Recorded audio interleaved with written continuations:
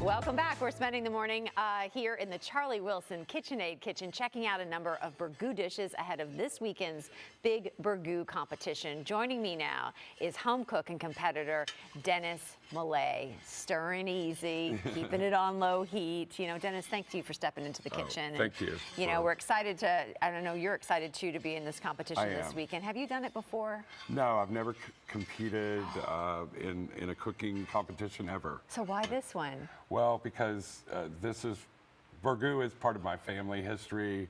I was born and raised here in Louisville. I'm a sixth generation Kentuckian, and my dad's family is from a little town 13 miles east of Owensboro called Knoxville, Kentucky. So the Burgoo I make, people from Louisville might recognize it as like Owensboro style. It's really Eastern Davis County Catholic style. Oh, yeah. And they've been doing it this way for over 175 years. They're competitive over there in Western Kentucky. So basically, about 15 years ago, I started to get into genealogy. And through that, I reached out to families back there who taught me how to make it, because my grandfather had cooked in these Catholic church picnics from the 1920s to the 1950s. And then in '57, my dad's family came to Louisville. And as a child, I went back there and had the barbecue and Burgoo that they make. And my grandfather died when I was 11. So I never really got to talk to him about it and ask how to make it. And I remember asking my grandmother, how do you make Burgoo? And she said, I can't really tell you. I can tell you what's in it because the men did all the cooking at these Catholic church picnics, not the women. She was involved in prepping the vegetables, and that was it. So she said, I can tell you what's in it. I don't know how to make it. So I had to basically reclaim it.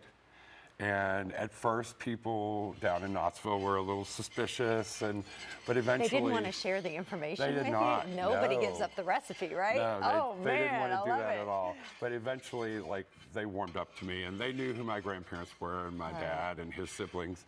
He was one of 12. So anyway, I got in their good graces, and they taught me how to make it. Well, you brought some of your ingredients today, and in the true spirit of the folks in Knoxville, you're not showing all the things that are going into it, and I love that about you. Well, so that's like your edge here. You're just like, I'm going to show you what I put in. The one thing I didn't bring is my raw meat ingredients. And so in Knoxville, they use mutton, which is a sheep older than a year. Lamb is a sheep younger than a year, and chicken in their Burgoo. And so here in Louisville, you can't get mutton. So I had to settle for lamb, but I've got lamb and chicken in mine. And basically the way that you start is you fill your pot with halfway with water, and you will put in the lamb at first and let it cook for an hour. And then in the next hour, you drop a whole hen in. So 2 hours in, you've got your mutton and chicken broth. You pull all the meat out, you debone it, you take the skin off, chop it up, and before that, you will have started chopping onion, dicing potatoes, chopping up cabbage. So those go right into the broth on hour 2. This is a whole Sunday thing. This is a whole Sunday adventure for you. It's a 6-hour affair. It takes 6 hours. This is going to be your Sunday. And I always forget this, but I just made this a couple of days ago with my friend, who, by the way, is going to be cooking with me. Her name is Sarah Morley.